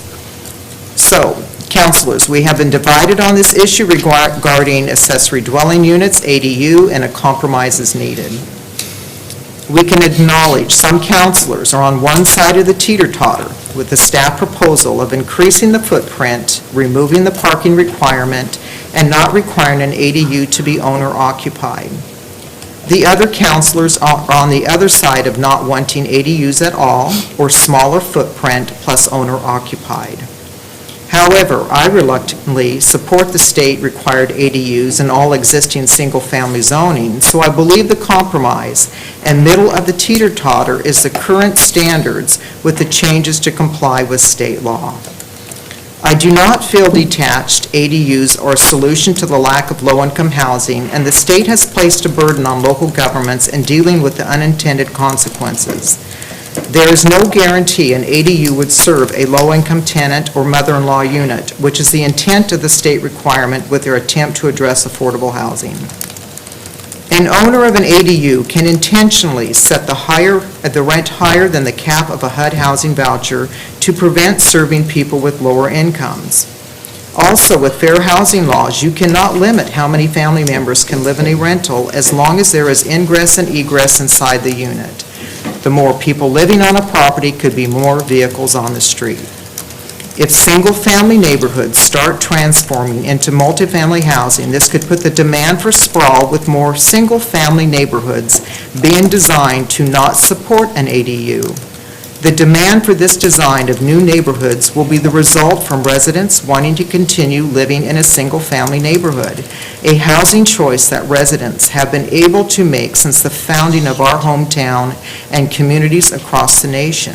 Even Albany's oldest neighborhood are single-family homes. And the compromise for the size of an ADU is with the existing code of 750 square feet. So it's not denying ADUs, it's just our existing code. The staff proposal of 900 square feet is supported by some councilors, and some members want ADUs to be smaller than our current 750. The size increase to 900 square feet is basically adding an additional bedroom to an ADU. As I have stated before, the more bedrooms could be more vehicles on the street, which can impact the neighbors of the ADU. An ADU can also have an attached garage, so the footprint could be larger than 900 square feet. The staff proposed ordinance removes the current parking requirements of one off-street parking space for an ADU by allowing on-street parking if there is enough street frontage. This promotes parking wars in our neighborhoods. We already have enough parking challenges in some existing neighborhoods, so why add more? A one-bedroom apartment complex requires one parking space, so why allow ADUs to be less? The compromise is to retain one off-street parking space for the 750 square foot ADU to be consistent with our requirements for apartments. Changing our existing code for square footage could be conceived as picking a number out of a hat. By increasing the size opens the door for increases by future councils. I don't believe this is good policy, and we as decision makers should strive to prevent neighborhood conflicts. If we find in the future the building size or parking should be changed, then a council can change the requirement. Right now, there is no rush to allow above the current standards, as there are too many unknown outcomes with this new legislative ruling. One councilor's reason to support the staff proposed ADU changes was they did not think we would see very many ADUs built. I hope we can strive for a better reason to change our policy than, oh, well, we will see what happens. This type of decision-making could be similar to allowing a pig farm in the city because there wouldn't be many people wanting to raise pigs. In my opinion, that is not good policymaking. Also, that reason to support ADUs and thinking there will not be many built is basically acknowledging there could be future conflicts, but oh well, it is not in my backyard. Another concern I heard was this was someone's own property rights and they should be able to do as they choose. If all decision makers set policy on allowing property owners to do as they choose, then imagine what this world would be like. I have always said, what one property owner does to their property can affect the property values and livability of their neighbors. Since the founding of our own community, the codes are built upon for everyone to get along and to enjoy the peacefulness of our community. Another piece of the proposed ordinance is allowing ADUs to not be owner-occupied. This opens a Pandora's box as investors buying a house for a rental and knowing they can maximize their profit by adding an ADU for another rental. Those investors might not even live in our community, but they could be transforming many single-family neighborhoods into multifamily. We have strived in our community to build great neighborhoods, and ADUs go against that objective and goal in our own strategic plan. This compromise does not prevent today an ADU or mother-in-law unit to be built, as ADUs are in our code already as owner-occupied. A question was raised about enforcing an owner-occupied ADU. All changes in use, codes, and conditions for approval are recorded on the county's tax account and summary for existing properties. So anyone wanting to buy a property have the avenues to be informed of the rule for an ADU, and a neighbor can always seek the information online if there is a problem with an ADU in their neighborhood. This is no different than recording of a property with a conditional use permit. I would rather support the state in requiring ADUs in new developments so they can plan for the infrastructure to support the density. Adding density to older neighborhoods with aging infrastructure only puts a demand for an unplanned upgrade to our system in the future. We are elected to build a livable community for our residents to enjoy the peacefulness of their homes that they have invested in. I feel this compromise lessens the impacts to existing neighborhoods and protects their investments.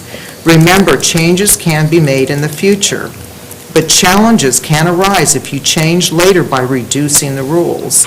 This compromise does not bring on challenges. Councilors, we have been mulling over this issue, and our existing rules for ADUs is the middle ground. As you can see, some of you have not budged on one side of the ordinance, and some have not on the other side. This is the middle of the road for the compromise, which is in front of you, and I please ask for your support so we can put this issue to rest. With that, I would suggest that we bring forward the ordinance of A and have that brought to our next council meeting and have that also be advertised as a public hearing.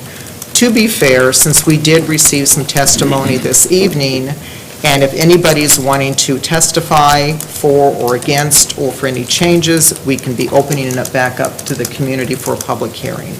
And that would be at our next council meeting. Is the council okay with that? To take it Sounds to the good to next me. council meeting? Yeah, if we're going to make a decision on something, we need an ordinance, and we have to have an ordinance that we read and say, this is what we're talking about.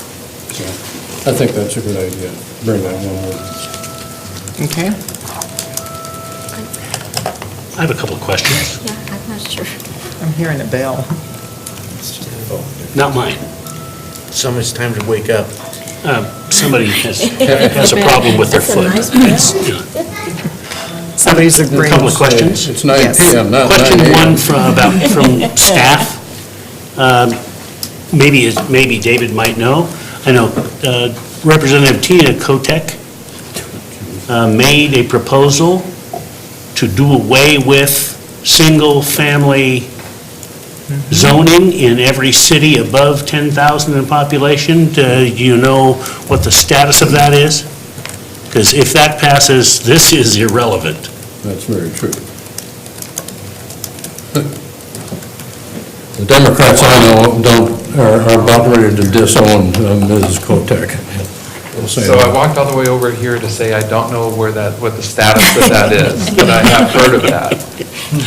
So I do think it's probably something League of Oregon Cities will be involved with. I do plan on, when I go up to City Hall Day, that's in a couple weeks? January 23rd. Yep, I do plan on, I want to try to make an appointment with Representative Kotek. She has called me before on other issues, because I would really like to have her be able to hear our concerns more in the valley. We're not Portland.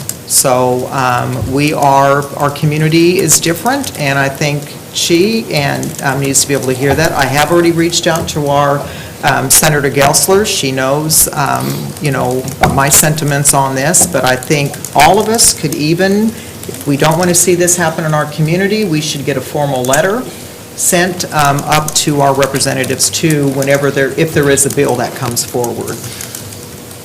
And the second one, Mayor, is to you. You mentioned the word compromise about 50 times, and you seem to have the same position you had before, which I don't know that I would call it a compromise. I mean, yes, we have two sides, and you seem to be on one, we seem to be on the other. Frankly, I don't know how we're going to get past it. Having a discussion is probably a good idea, having I don't know, on what kind of format that should look like, but obviously, we're beating our head against a rock. Well, and I thought about that, which is the compromise? And then as I was looking for where each counselor was thinking on which, side of the, teeter-totter, I thought our existing code is basically the middle ground. Well, that's what you asked for, though. So, Anyway. well, that wasn't originally that was one that was originally proposed. We have that one, or we have the one that was higher. So I struggle, I've been reading up on this, talking to several dozen people, realtors and builders, developers, teachers. I mean, I try to talk to everybody, trying to find out about this issue. But one thing that really stuck with me, and I don't know if this is appropriate, but I'm just going to put it out there.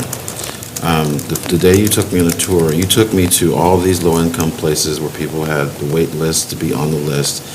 And you also mentioned it in your statement just a minute ago, saying low income, low income, low income. Excuse me, but isn't it also people that have money should have the right to build an ADU for their mother-in-law or a rental property? So you control the vote, you control with a veto that you can't build these ADUs at the new standard that people propose, the staff proposed, but you also have the ability to take away from the people that have the money to have an ADU that's a larger size. So aren't you playing both sides? No, because Well, we're still explain to supporting me. the existing ADUs. Somebody can still build the ADU now. We're not stopping that. So you're telling someone that can't afford to build a 900 square foot ADU, you can't do that because I don't want you to do that. Yeah. And so, but in your message, you just said, did not support low income. Well, there's some people sitting in this room that aren't low income. But they may want a two-bedroom or 900 square foot ADU for that family member or that child that can't find a job because there's no jobs here. Or that child has had a problem, medical or PTSD, they came back from the Persian Gulf, they need somewhere to stay. But we're not stopping that already, But Counselor. you just said, No, you but don't lower- want a 900 square foot ADU? I think you're not understanding the statement that I made when I mentioned about low income. The intent of this from the state was to provide low-income housing, but there's no guarantee an ADU would be for low income. Because what I'd stated, a lot of folks on low income might have a housing voucher, but somebody can set their rent higher than the cap of the housing voucher to prevent somebody from low income. So that was the reason on what I was stating on that. So the overall intent was this, to provide more housing and to be able to get affordable housing, but there's no guarantee, even with our existing rules of 750 square feet, what we have now, there's no guarantee that it's going to be serving somebody that's low income or with a housing voucher on that. So that was that part of intent. But we're not stopping it right now. I mean, our existing rules allow it. It is just Do you want it to be a rental or owner-occupied? And do you want it to be larger? And do you want to take away the parking requirements? That's the three pieces to it. But Mayor, the economics of the situation, while that, if you put $75,000 into, XYZ ADU, while that specific thing may not be low income, what it does do is it makes another place for somebody to go, which raises the amount of housing available, which puts a pressure on the cost of housing to depress the cost of housing. I mean, realistically, when I read Ray's missive that he sent about the number of places that there were ADUs, and I don't think we would have a bunch. Now, if, what I think is what I think, I'm not a soothsayer, so it's possible. But if you have a number of $90,000 ADUs, people are going to move out of someplace else to get to there. So that someplace else is now going to be available. And pretty soon, when people end up doing this, the system, the economic system says there's going to be things open. And pretty soon, that works its way down to something less expensive. So while that one may not be low income, it certainly could put pressure on something to make something else low income. Anyway, that's... And I think a lot of it is missing the difference between if it's going to be owner-occupied or not, or allowing it to be a rental. So if we want to keep single-family neighborhoods as whole as we can, then shouldn't we be doing the minimum that could be impacting single-family neighborhoods? Owner-occupied, the problem with that is we don't have the occupation police.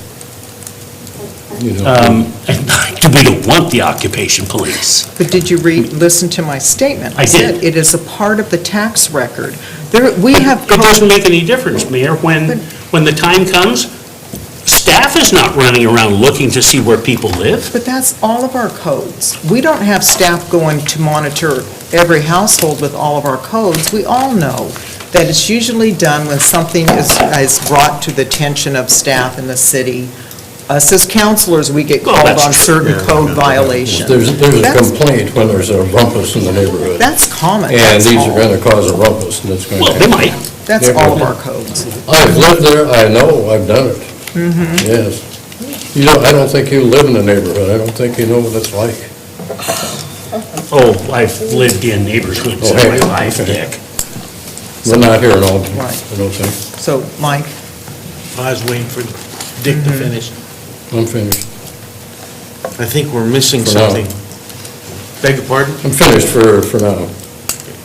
I think we're missing the point, missing something here. ADUs cannot be just put somewhere willy-nilly. We have setback and codes that are required before you can put an ADU on any single-family dwelling. Okay? On any property. A lot of the properties won't allow it because they won't meet the setback. Okay? So it's a moot point whether it's 900 square feet or 1,000 square feet. If they don't meet the setback, they can't do it. What is the minimum square footage they can build that's in our code?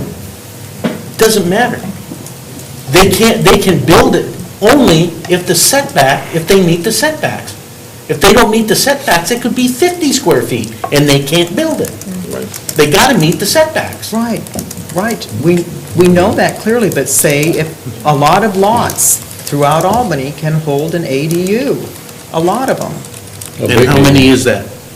Well, we don't have it factored up, but if somebody's going to do a 200 square foot one, there's many backyards that could fit into. If they meet the setbacks. Right. And in the land use, you cannot build more than 65%, have a structure more than 65% of the land, of the available land. So, I mean, there's a lot of restrictions already on there. So 900 square feet, 1,000 square feet, it's a moot point. They gotta meet the setbacks. There's laws. I don't know why we're arguing about it. I would say we'll go with B and be Then done what with it. about the owner occupied, and between that and the rental? Listen, I don't want this to turn into a socialist communist country where the city or the county or the state is telling somebody that worked hard and still pays taxes for their property what they can and can't do. That's not right. It's not right. So We still have laws, Dick, for setbacks and everything else. So we just throw out the whole zoning thing? Let me I know didn't the, say that. Come on. well, Give me a break. that's what I heard you say. Well, you did. You say that I own a piece of property, I have to be able to do anything I want on it. We already have rules and regulations for setbacks and everything else, Dick. Come on. Well, I know that. Are we gonna make it worse? I know. But it's not making that. No, actually, I'm sorry, I know. increasing the size and taking away owner occupied is making it worse. Shouldn't I You move this can't public build hearing? the size if And the taking away setback, parking. if you can't fulfill the setback requirements. Okay? And You then gotta even removing the parking. Okay. So, Well, I'd like to move that we go along with the mayor's suggestion, and that we have a public hearing on ordinance A that has been provided, I think. I think A is the one we wanted, isn't it, Your Honor? No, if, Your Honor, yep, on do you prefer A or B? A. A, that's my motion. And if the public doesn't approve of it, and it fails, I guess then we go to something else. Okay, is there a, and this would be for a public hearing?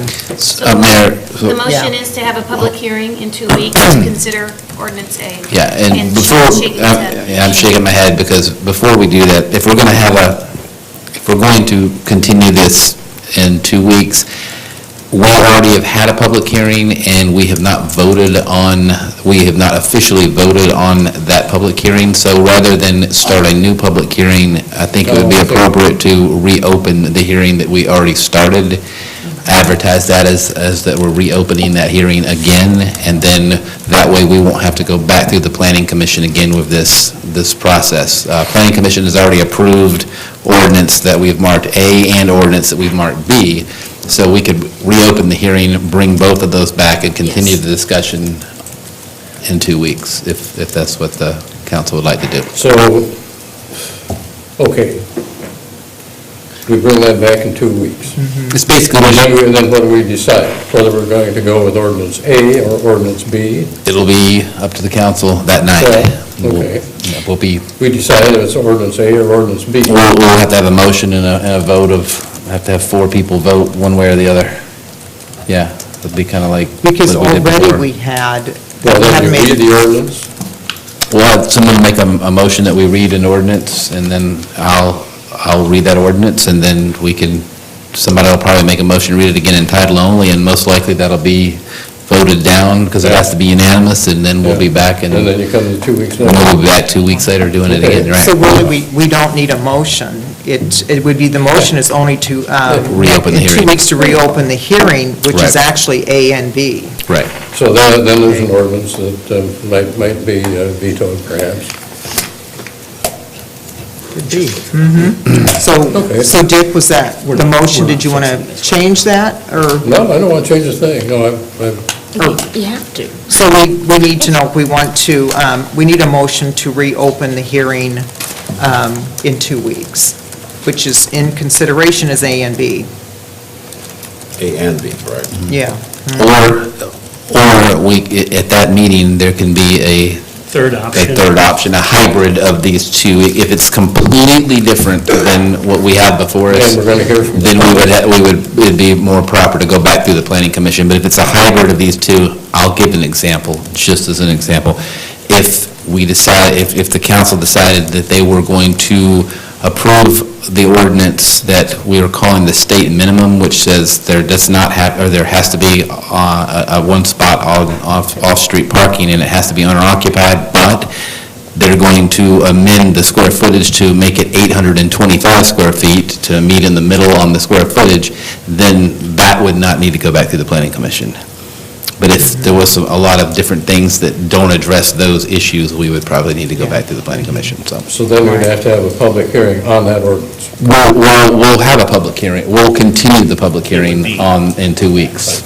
So yes, it'll be like having a public hearing. It'll be like having a new hearing because it's been so long since we've had it, but it'll be technically continuing when we started back in November. And we could decide on the hybrid after that public hearing? Most likely, yes, as long as it's not completely out of the realm of what we've got in front of us, so. So, just to be clear, so we're not going with A or B, it's basically, we're having a public hearing to find out where we want to go. Exactly. And so if somebody makes a motion to reopen the public hearing, then we can do that, and we'll advertise it next. There's a motion on the floor, so I don't know if... There isn't a motion, it wasn't a second. Okay, Nobody so- wanted to say, I've given up on motions. Nobody will second my motions, so somebody else Well, can do it. I gotta get one that we like. I would make a motion that we reopen the public hearing on the ADUs In 2 weeks.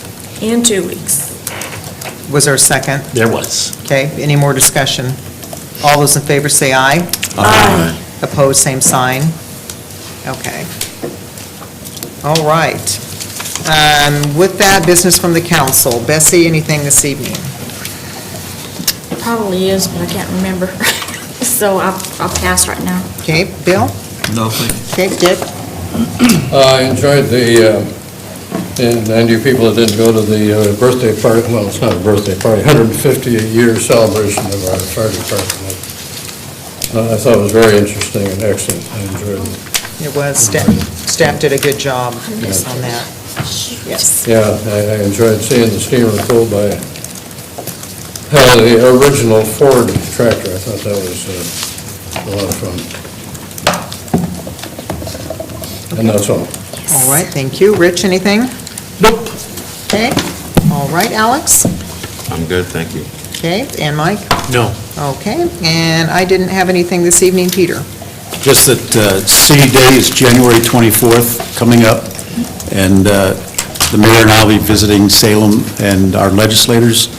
That same evening, January 24th, is the first Budget Committee meeting. So if you'd add that to your calendars. That raises a question. If Senator Kotek, in her wisdom, suggests that we should no longer have single-family zoning, should we have some kind of a resolution or something to present someplace saying we don't approve? If this council can decide that that's a good thing to do. Yeah, I personally think single-family zoning is a... Earlier this evening, the mayor mentioned something about a letter to Representative Kotek, which laid out the city's position. We haven't obviously voted on that, but I get the sense that you're all of similar mind. Well, I would hope so. So we can work on that. I certainly am. Okay. All right, is that it? Staff have anything else? Okay, with that, our next meeting would be January 23rd is 7:15 meeting, and January 28th is the work session. With that, we're adjourned. Thank you, folks.